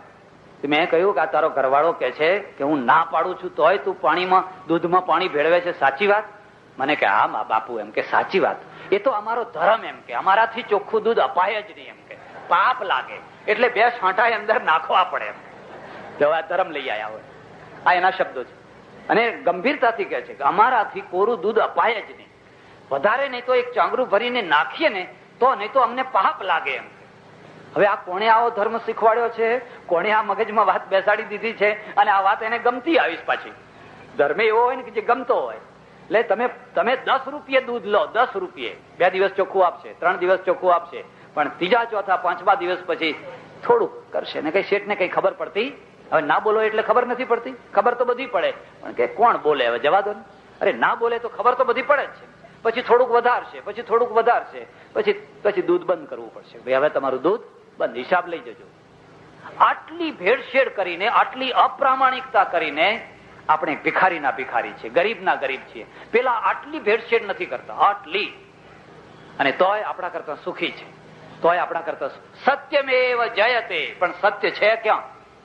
આપણે તો બોલીએ છીએ ખાલી, સત્ય છે ક્યાં? પેલા સુખી છે. આવડું છોકરું સ્ટોરમાં લેવા જાય કે ગમે તે જાય, અમે એપલ જ્યુસ મંગાવીએ, તાજો એપલ જ્યુસ બરણી ભરીને, આવડી કાચની બરણી હોય ને અથાણા નાખવાની, એ સ્ટોર હોય, સ્ટોરમાં 100-200 મણ એપલ પડ્યા હોય, અને એપલ તમે જઈને જુઓ, એક ડાઘ ના હોય, કાળો ડાઘ ના હોય, કોઈ કરમાયેલું ના હોય, તાજા એકદમ આમ ફ્રેશ, એકદમ જાણે હમણાં જ તોડ્યા હોય, એકમાં ચમક થઈ રહ્યા હોય. એમાં નાખે પેલા મશીનમાં, બીજી બાજુ એનો જ્યુસ નીકળે, બરણી ભરી આપે $2, $2 બરણી સાથે, અને જ્યુસ પી અને બરણી ફેંકી દેવાની. અરે મારું કાળજું કપાઈ જાય છે બરણી ફેંકતા, કે બાપજી શું કરીએ હવે, અમારે ત્યાં બરણી ફેંકી જ દેવી પડે. બરણી કરવી, પેલું કચરા નાખવાની પેટી હોય એમાં જઈને નાખી આવવાની.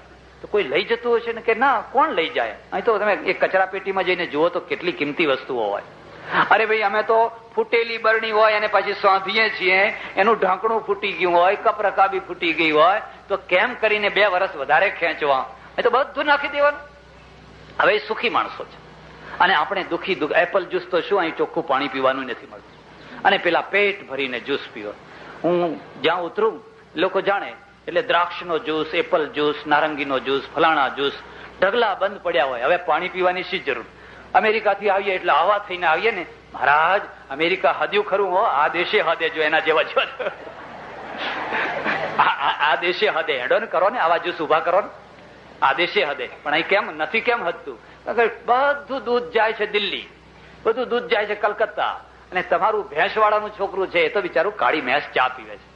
અને ગુજરાતી તો ખાય જ નહીં, ખાતા આવડે જ. 2 રોટલી ખાય એટલે ઘણું થઈ ગયું. એને બચપણથી ખવડાયું જ નથી, બિલકુલ જ ખવડાવવાનો રિવાજ જ નહીં. કપડાં પહેરો, એમ કપડાં પહેરો, બંગલો બાંધો, પણ છોકરાને ખવડાય નહીં. ભલે ને મોંઘું થયું હોય, પણ તારું છોકરું છે ને, થવા દે ને પહેલવાન જેવું. કોઈને આમ ઉભો રહેશે તો આમ લોકો એને જોતો રહી જશે. એટલે આ બીજી વસ્તુ છે.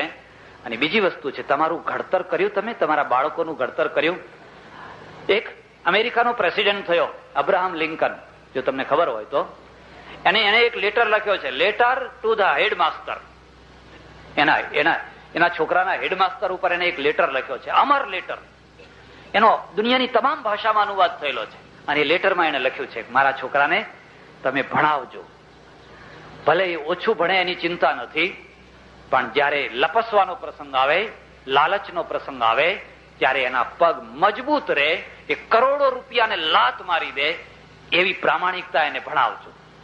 જયારે આખી દુનિયા એક તરફ થઈ ગઈ હોય અને એકલો એક તરફ હોય સત્યના માટે, તો એ દુનિયાના દબાવમાં આવીને દુનિયાના ટોળામાં ભળી ના જાય, પણ એકલા રહેવું પડે તો એકલો રહે અને આખી દુનિયા સાથે દુશ્મનાવટ કરી શકે એવું એને ભણાવજો. મારા છોકરાને આવું ભણાવજો. એ લેટર વાંચજો તમે. એ લેટર આપણે તો કહીએ છીએ સાહેબ એને ઉઠા ભણાવતા શીખવાડજો એમ કે, બીજા બધું ઓછું ભણાવશો તો ચાલશે પણ એને ઉઠા સારી રીતે શીખવાડજો. એટલે સાહેબ કે ચિંતા ના કરશો, થોડાક તમે શીખવાડો છો, થોડાક એની માં શીખવાડે છે અને થોડાક હું એ શીખવાડું છું. અને હવે તો ચારે તરફથી ઉઠા જ ભણાવવાનું શીખવાડવામાં. ઉઠા ભણતા ભણાવતા આવડે એટલે બધું. ગામ હતું નાનું સરખું ગામ, અને નાના સરખા ગામમાં એક પટેલ છે ને, એ પટેલ પેલા તલ ખંખેરીને આમ તલને ઠીક કર્યા કરે નહીં, પેલા પૂરા લાવી ને પછી આમ ઢગલો થયેલો, મોટો ઢગલો થયેલો ખંખેર. એનાથી થોડેક દૂર એક બેન વિધવા બાઈ એ એના છોકરાને નવરાવે પથરા ઉપર. પેલા તો ક્યાં બાથરૂમ હતા, પથરા ઉપર એને બેસાડેલું. અને એ જમાનો એવો કે 12 વર્ષનો છોકરો હોય પણ નવા બેસે એટલે કઈ એને કઈ રૂમાલ બુમાલ પહેરવાની કશી જરૂર હોય? એ તો હવે આવડું છોકરું હોય તો એને બધું અહીંથી ત્યાં સુધી બધું પહેરાયું હોય. એ બેઠેલ નવડાય. અને છોકરું એવું ને, હવે વિધવાનું છોકરું, મોઢે ચડાવેલું છોકરું, અધૂરામાં પૂરું શું, પાણી પેલું ઠંડુ, પાણી ગરમ કરેલું નહીં. અને એને બેસાડીને જ્યાં પહેલો લોટો એક બે આમ લોટા નાખ્યા ને ચમક્યું, એ તો પાણી પડે ને, રોજ નાતા હોય ને પાણીથી બહુ ચમકે. અને ચમક્યું ને તે જે પલળેલું આખા શરીરે જે ત્યાંથી નાઠું ને ભાગ્યું ને, એટલે પેલી માં એને પકડવા પાછળ પડી. ઉભા રે ઉભા રે એમ કે ઉભા રે. હવે પકડવામાં રખ જખમાં છોકરું અજાણતા જઈને પેલા તલના ઢગલામાં પડ્યું. પેલો તલનો ઢગલો ને અડફેટ આવી ગઈ, તેમાં જઈને પડ્યું. એટલે માએ પકડી, પેલા ખેડૂત જ ગયું, મારશો નહીં બેન, મારશો નહીં, મારશો નહીં, મારશો નહીં, હેડો જાઓ લઈ જાઓ એમ કે. એ માં હતી ને એ છોકરાને ઘેર લઈ આવી અને પથરા આગળ બેસાડવાની જગ્યાએ ઘરમાં પછેડી પાથરીને એને ખંખેર્યું. 1/2 કિલો તલ નીકળ્યા. 1/2 કિલો. કારણ કે આખું શરીર પલળી ગયેલું, એ પલળેલા શરીર ઉપર તલ ચોંટી ગયેલા, એટલે 1/2 કિલો તલ નીકળ્યા. પછી એને આપ્યા. હશે હેડ લે જા પેલા વેપારીના ત્યાં જઈને વેચી આય. આપણા ત્યાં તો કેટલા ખાસ વેપારી હોય છે જે ચોરીનો જ માલ રાખતા હોય છે. એમની દુકાનો રાત્રે જ ઉઘડતી હોય છે, દિવસે નહીં, રાત્રે જ ઉઘડતી હોય છે. ઇંગ્લેન્ડમાં જજો, આપણા વેપારીઓએ શું ત્યાં હોળી હળગાવી છે, જજો જોજો. અને આટલા 10-15 વર્ષના ગાળામાં એ કેટલા બદનામ થયા છે. ચોકસીઓની, ઝવેરીઓની દુકાનો હોય, આ પાટીદારો અમારે ચડોતરના 100 તોલા 200 તોલા એમને સોનું લેવાનું હોય, વીડિયો બધું પેલા જમીને આપવાનું હોય ને, એ લેવા જાય. એટલે બધું દાગીના બધું આપે, એમને બિલ બનાવે, બિલ બનાવીને બધું આપે. બિલની કાર્બન કોપી તેના ત્યાં હોય. હવે પેલો લઈને જાય એટલે એના રાખેલા જે ગુંડાઓ માણસો, કોના? આ ઝવેરીના છે, એના જ રાખેલા જે માણસો, એમાં થોડા વેસ્ટ ઇન્ડિઝ હોય, થોડા પંજાબી હોય, થોડા પાકિસ્તાની હોય, થોડા આપણા હોય, એવા 4-5 માણસો નક્કી એને રાખી જ રાખેલા હોય. એમને પછી રાત્રે બોલાવીને કે જો ફોન નંબર આટલો, એડ્રેસ ફલાણું, આજ 100 તોલા સોનું લઈ ગયા છે, વિડીયો VCR ફલાણું બધું લઈ ગયા છે. એટલે પેલી ગુંડા ટુકડી શું કામ કરે, પેલા એમને ફોન કરે. એટલે ફોન ઉપાડે એટલે તરત જ મૂકી દે કે હા ઘરમાં કોઈ છે. પછી બીજી વાર કરે, ત્રીજી વાર કરે. એ તો એવો દેશ ને કે સવારે જયારે નોકરીએ જવાનું થયું હોય ત્યારે ઘરમાં કોઈ ના હોય, ઘર ખાલી પડ્યું હોય. એટલે જયારે રિંગ વાગ કરે ને કોઈ ઉપાડે નહીં ત્યારે સમજી જાય કે હવે ઘરમાં કોઈ નથી. એટલે આ ગેંગ છે. હવે ત્યાં તો કાચના બારી બારણા, 10 બાય 10 નો કાચ હોય. આપણી દિવાલો તો કોઈને હોય જ નહીં. એ તો રામરાજ વાળો દેશ હતો, રામરાજ વાળો. આખો 10 ફૂટનો કાચ હોય, લાથ મારો એટલે અંદર. એવા બારી બારણા તકલાતી હોય. આપણે તો અંદર ભૂંગળો મારવાની, વળી પાછી અહીં સ્ટોપર લગાવો ને અહીં હેન્ડલ લગાવો ને 3 તાળા માળો ને કશું જ નહીં. રામરાજ. એમની 12 વસ્તુઓ પડી હોય, કોઈ અડે નહીં, કોઈ લે નહીં. એટલે પેલા પછી શું કરે, કોઈ રીતે અંદર પેસી જાય અને અંદર પેસીને જે બધું કાલ ખરીદ્યું હોય એ બધું લૂંટી લે અને લૂંટીને એના ત્યાં લઈ જાય પાછું. એ જ ઝવેરીના ત્યાં લઈ જાય. અને પેલા ઝવેરીને એવું હોય કે ત્યાં માઇક્રોવેવ પદ્ધતિની ભઠ્ઠીઓ હોય, એટલે પાછળ તૈયાર જ હોય. એ બધા દાગીના તરત જ ભઠ્ઠીમાં નાખી દેવાના, 4થી મિનિટે તો બધું પીગળીને થઈ જાય. એને અડધા પૈસા આપી દેવાના, અડધા પૈસામાં વેચેલો માલ પાછો. વેચેલો માલ પાછો. આવા ધંધા કરતા હોય છે. અને એવા ધંધા કરનારા 2 જ રોટલી ખાતા હોય છે. એ કઈ 10 રોટલી નથી ખાતા હોતા. પણ ઘણા છે ને, એક તરફ ચોરી કરનારા ચોર રાત્રે ચોરી કરે, ત્યારે કેટલાક વેપારીઓની દુકાનો રાત્રે જ ઉઘડતી હોય ને એક બારણું જ ઉઘડતું હોય, આખું નહીં. બધા નિશ્ચિત ટકોરા પડે, નિશ્ચિત શેઠ આયા છીએ, વાસણ ચોરીને લાયા છીએ, કપાસ ચોરીને લાયા છીએ, કોઈનું જીરું ચોરીને લાયા છીએ. આવવા દો એમ કે આવવા દો, અડધા ભાવે ફલાણા ભાવે લઈ લેવાનું. હવે આ દેશની શું વાત કરીએ આપણે. એટલે પેલા છોકરાને કહ્યું, લે ચડ્ડી પહેરીને જા ફલાણા વાણિયાને વેપારીના ત્યાં જા અને વેચી આય. એ વેચી આવ્યો. 2 આના આવ્યા. 2 આના આવ્યા અને 2 આનામાંથી 2 પૈસા એને આપ્યા પેલા છોકરાને. લે 2 પૈસા જા, ગોળી ખાજે, બિસ્કિટ ખાજે. 6 પૈસા ડોશિયા રાખી લીધા પેલી બાઈએ. અને પછી તો પેલો છોકરો સમજી ગયો, શીખી ગયો કે માને શું ગમે છે. પછી કોઈના જોડા ચોરી લાવે. આટલી કથા સાંભળવા આવી હોય ને, હવે હું તો તમને કહું છું કે તમારા જોડા સાથે લઈને બેસજો, મારે કોઈ વાંધો નથી, અમારું કોઈ અબડાતું નથી. પણ એ ઉતારીને આવો ને, એના કરતા તમારા ચંપલ હોય અને એટલે એક પ્લાસ્ટિકની બેગ લાવવી, પ્લાસ્ટિકની બેગમાં લઈને મૂકી દેવા બાજુમાં પોતાની જોડે, એટલે ખોડવાય ના પડે ને કઈ ઉપાધિએ નહીં. હવે બધા પણ એ ઉતાર્યા હોય અને તમે જાણો છો ને કે હવે પેલા છોકરા જેવા કેટલાક પહોંચી ગયા હોય. શું વાત કરીએ. હું મુંબઈમાં રહું, કથા કરું, ત્યારે એક ભાઈના ત્યાં જમવા ગયો. અને જમવા ગયો એટલે મને કે, મહારાજ હું તો કે 40 વર્ષથી મંદિરમાં દર્શન કરવા જાઉં છું, 40 વર્ષથી, પણ આજ સુધી મારા જોડા કોઈ દિવસ ચોરાયા. ખરું કહેવાય. કીધું તમે નસીબદાર કહેવો. પણ કે એનું કારણ તમને ખબર છે? ના. કે જુઓ, સંડાસ જવાના ચંપલ જુદા રાખું છું, એમ મંદિર મહાદેવ જવાના ચંપલે જુદા રાખું છું. એમાં ઉતરી ગયેલા ઘસાઈ ગયેલા રાખીએ ને એટલે કોઈ લે જ નહીં. એમ કે નવા પહેરીએ તો કોઈ લે ને, કારણ કે લેનારને નવા જોઈતા હોય છે. મેં કહું બતાવો તો ખરા. તેને પેલા સંડાસ જવાના ઘસાઈ ગયેલા બતાયા અને મંદિર જવાના બતાયા. એ 10-12 વર્ષ સુધી ચાલે. એમ કે હારા જોડા પહેરીને જવાનું. ઓહો, ધન્ય છે. આપણા ત્યાં તો મંદિર મહાદેવ જતા પહેલા પણ જોડા યોગ શીખવો પડે.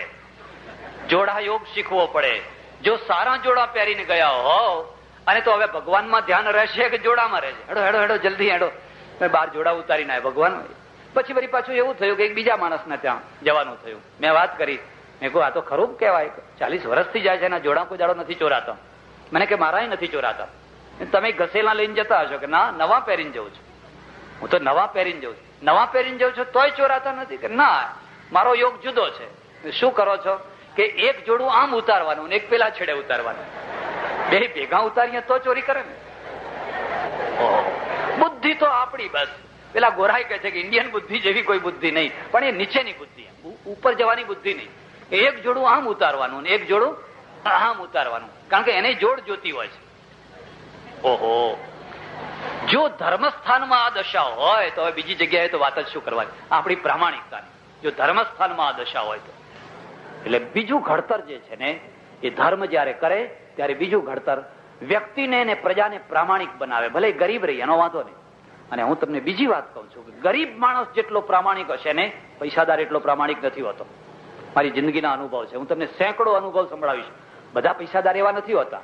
પૈસાદાર એ પ્રામાણિક હોય છે, પણ ગરીબ માણસમાં જેટલી પ્રામાણિકતા હશે, બસનો કંડક્ટર, તમે 10,000 રૂપિયાની થેલી ભૂલી ગયા, એના હાથમાં આવશે, તમને મોકલાઈ આપશે. બસનો કંડક્ટર, તમારો પટાવાળો, રસ્તા ઉપરનો માણસ, ગમે તેવો, જેવો તેવો, ગમે તે માણસ, એ જેટલો. અને પૈસાદાર માણસ તો વિચાર કરશે, ઓહો 10,000, ચાલો 2,000 ઉમેરશું એટલે 12,000 નું ટીવી આવી જશે. ઘરવાળા લોહી પી જાય છે એટલે ભગવાને કથાની કથા સંભળાવી અને ટીવીનો રસ્તો કાઢી આપ્યો. આ તો ભગવાનની પ્રસાદી કહેવાય. આ તો ભગવાનની પ્રસાદી કહેવાય. એટલે આ બીજું જે ઘડતર છે ને, એને પ્રામાણિકતા છે. અને તમે કેટલા પ્રામાણિક છો, તમે કેટલું વગર હકનું છોડી શકો છો કે મારા હકનું નહીં, આ મારું નહીં, મને આ ના ખપે. મારું પુસ્તક વાંચજો તમે, તમને આમ ખ્યાલ આવશે. બાપ પાસેની મિલકત છોકરો લેવા તૈયાર નથી. છોકરો કહે છે મારાથી એ મિલકત નથી, મારે નથી જોઈતું, હું કમાઉં છું, હું મારા પગ ઉપર ઉભો છું, બાપની મિલકતને જ્યાં એને વિલ કર્યું હોય ત્યાં આપી દો, મારે એ મિલકત ના જોઈએ. ત્રીજી જે વાત છે ને, એ ત્રીજી વસ્તુ છે એ ગુણગ્રાહિતા. ગુણગ્રાહિતા. ધર્મ જયારે સંપ્રદાય બને છે, સંપ્રદાય જયારે પંથ બને છે, પંથ જયારે મંડળ બને છે, ત્યારે વ્યક્તિની ગુણગ્રાહિતા ખતમ થઈ જાય છે. વ્યક્તિમાં ગુણગ્રાહિતા નથી રહેતી હોતી. એમાં પછી શું ગ્રાહિતા હોય છે, પછી માત્ર વન ટ્રેક થઈ જતો હોય છે. અમારી બાજુના ગામમાં એક બાજુ ગામ છે ભાદરણ કરીને, અને ભાદરણમાં એક માણસ કથા કરવા આવ્યા. એક શાસ્ત્રી હતા, બ્રાહ્મણ હતા, બહુ સરસ કથા કરે, પણ અમુક લોકો સાંભળવા ના આવે. હવે શાસ્ત્રીએ પાછા વૈષ્ણવ, અને મંદિરે રણછોડજીનું મંદિર, પણ કૃષ્ણનું રણછોડજીનું, અને રણછોડજીના મંદિરમાં એ કથા કરે, પણ અમુક માણસો સાંભળવા ના આવે. એટલે સાંભળવા ના આવે તો આખું ગામ, ઘણા લોકો આવે, બધા કે પણ તમે કેમ નથી આવતા? કે ના, અમારી કંઠી ન હોય, અને અમારો નિશ્ચિત સંબંધ લીધેલો ન હોય, અને અમારા અમુક કુળનો માણસ ન હોય, અમારાથી એમની કથા સંભળાય. હવે એનામાં ગુણગ્રાહિતા છે. હવે એમનો કંઠી વાળો હોય, એમનું ફલાણું હોય, પછી ભલે ડોબું જ હોય, ભાઈ ડોબું બેઠું હોય તો અમારે 1.25 લાખનું, અને આ 1.25 લાખનો હોય તો અમારા માટે ટકાનું. ગુણગ્રાહિતા ખતમ. ધર્મને ધર્મ રહેવા દેજો. ધર્મ જયારે સંપ્રદાયમાં બદલાઈ જાય, એટલે સંપ્રદાયમાં શું શીખવાડવામાં આવે? જો આપણા સાધુ, આપણા ભગવાન, આપણું મંદિર, બીજે કઈ રખડશો નહીં, બીજે કઈ ભટકશો નહીં. નહીં તો તમે પછી ભગવાન તમને લેવા નહીં આવે, ભગવાન તમને છોડી દેશે કે આ તો રખડતો માણસ છે. એટલે માણસ શું થઈ જાય કે માણસ પેલા બળદની માફક, ઘાંચીના બળદની માફક એક ને એક જગ્યાએ ફરતો થઈ જાય. એની બુદ્ધિનો વિકાસ ના થાય.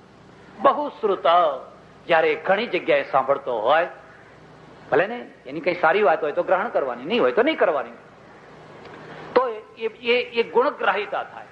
વિવેકાનંદ અમેરિકામાં કેમ સફળ રહ્યા?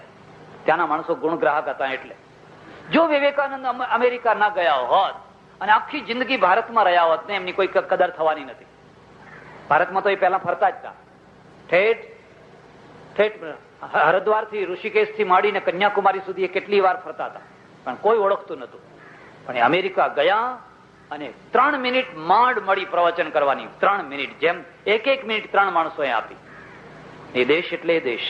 3 મિનિટ એટલે 3 મિનિટ. આપણે તો માઇક હાથમાં આવ્યું હોય અને 3 મિનિટ આપી હોય તો કલાકે કોણ બંધ રહે છે? એમને બેસાડવા પડે. ટાઈમ થઈ ગયો છે, ભલે ને થઈ ગયો હોય, અને 3 મિનિટ એટલે 3 મિનિટ. એ 3 મિનિટે આખું પાછું પલટી નાખ્યું. અને પાછું પલટી નાખ્યું એટલે વિવેકાનંદ અમેરિકાના પેપરોમાં અમેરિકાએ એમનો જય જયકાર કર્યો. એટલે આપણા દેશ વાળા જાણ્યા, ફોરેન સર્ટિફિકેટ મળ્યું કે આપણું રત્ન એ તો અમારા છે. તમારા તો પેલા હતા જ ને, એ તો અમારા છે, તમારા પેલા ક્યાં નતા? એ ગુણગ્રાહિતા. હરગોવિંદ ખુરાનાને કોણે નોબેલ પ્રાઇઝ આપ્યો? નાર્લિકરને નોબેલ પ્રાઇઝ કોણે આપ્યું? એ તમારા જ છોકરાઓ. અને એ નાર્લિકર 300 રૂપિયાની નોકરી માટે રખડતો હતો. 300 રૂપિયાની નોકરી કોઈ અહીં આ દેશમાં આપવા તૈયાર નતું, પણ પરદેશ ગયો, પરદેશ વાળા એની કદર કરી, કિંમત કરીને નોબેલ પ્રાઇઝ આપ્યો. એટલે આપણે કહ્યું કે આવો તમને ભારત ભૂષણ બનાવીએ, હવે અમે તમને ઇલકાબ આપીએ. કઈ એ ગુણગ્રાહિતા છે.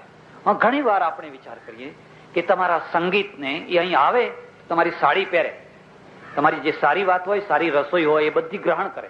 એટલે પ્રજામાં એક ખાસ ઘડતરનો ગુણ છે. આખી દુનિયામાંથી ગુણગ્રાહિતા. તમારે ત્યાં ઈત્સિંગ આવ્યો, ફાહિયાન આવ્યો, હુએન સાંગ આવ્યો, બીજા બધા કેટલા લોકો આવ્યા અહીં વિદ્યા શીખવા માટે. અહીંથી કોઈ વિદ્યા શીખવા બહાર ગયો? ભૂતકાળમાં મને બતાવજો કોઈ બહાર ગયો. અને બહાર વિદ્યાનો ઢગલો હતો. એવું નતું કે વિદ્યા નથી એમ. અરબસ્તાનમાં વિદ્યા હતી, ઈરાનમાં વિદ્યા હતી, ઇંગ્લેન્ડમાં વિદ્યા હતી, પુષ્કળ વિદ્યા હતી.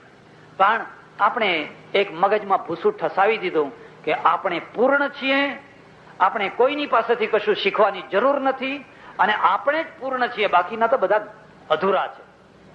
અલબેરુની અહીં આવ્યો. જો તમને ખબર હોય, મોહમ્મદ ગજનીની સાથે એનો ઇતિહાસ લેખક આવ્યો અલબેરુની. અલબેરુની ગુલામ હતો, એને પકડેલો ગુલામીમાં, પણ સાહિત્યકાર હતો. એટલે 1 વર્ષ અહીં રહ્યો. 1 વર્ષ રહીને સંસ્કૃત ભણ્યો, સંસ્કૃત શીખ્યો. હું તમને ભલામણ કરું છું, ઇતિહાસ વાંચજો. એ અલબેરુનીએ લખ્યું છે કે આ દેશની પ્રજા બહુ સારી છે, આ દેશ ઘણો સારો છે, પણ આ દેશમાં એક પાયાનો દોષ છે. અને એ દોષ શું છે? આ દેશની પ્રજા એમ સમજે છે કે આપણે પૂર્ણ છીએ, આપણે જ પૂર્ણ છીએ, આપણને બધી વિદ્યા આવડે છે. બૌદ્ધ વાળાઓએ શું શબ્દ ઘડી કાઢ્યો પાછો ખબર છે? નેપાળમાં જાઓ તો નેવારી પ્રજા છે ને, નેવારી જે ત્યાંની મૂળ પ્રજા છે, બૌદ્ધ ધર્મ પાળનારી, એના છોકરાને જયારે લડવું હોય, ગાળ આપવી હોય તો હે શંકરાચાર્ય, હે શંકરાચાર્ય, એ એના છોકરાને શંકરાચાર્ય કહે. એટલે શંકરાચાર્ય ગાળ થઈ ગઈ. આપણે બુદ્ધુ કહીએ છીએ. કોઈ મિથ્યાત્વી કહે છે, મિથ્યાત્વી એમ કે. એટલે બધા ખોટા રસ્તે ચડી ગયેલા. બધાએ પરસ્પરમાં એકબીજાના પ્રત્યે ઘૃણા કરવા માટેના નિશ્ચિત શબ્દો ઘડી કાઢ્યા. અને નિશ્ચિત શબ્દો ઘડ્યા હોવાના કારણે તમે ગુણગ્રાહી ના થઈ શક્યા. કોઈ જૈન મુનિ હોય એનું પ્રવચન સાંભળો, એમાંથી ઘણી સારી વાતો સમજવા જેવી મળે. કોઈ કબીરનો સાધુ હોય એની વાત સાંભળો, એમાંથી જે ગ્રહણ કરવા જેવું હોય ગ્રહણ કરો, પણ વ્યાપક થાઓ. પણ વ્યાપક થાઓ તો એટલું યાદ રાખજો કે જેમ જેમ તમે વ્યાપક થશો ને તમારા કુંડાળાની ઊંડી લીટીઓ ગથાવા માંડશે. પછી તમે માનવતા તરફ વધશો. પછી તમે પેલું નાનું કુંડાળું છે, નાના કુંડાળામાં ઘેટું થઈને નહીં રહી શકો. અને ઘેટું મટી જાઓ એ પેલા ગુરુઓને ગમે. એ રબારીને ગમતું હશે કે મારું ઘેટું ઘેટું મટીને સિંહ થાય? એ રબારીને તો ઘેટો જ પસંદ છે. એટલે ભગવદ ગીતા છે ને એ 3 વસ્તુઓ શીખવાડે છે. 3 વસ્તુઓ. પહેલા શૂરવીર બનો, પ્રામાણિક બનો અને ગુણગ્રાહી બનો. ચારેય તરફ ગુણો પડેલા છે. એલર્જીઓ કાઢી નાખો અને ગુણગ્રાહી બનો. આ 3 ઘડતર જો હશે તો દુનિયાની તમે મહાન પ્રજા થશો. કૃષ્ણ કનૈયા રામચંદ્ર ભગવાન ઉમાપતિ મહાદેવ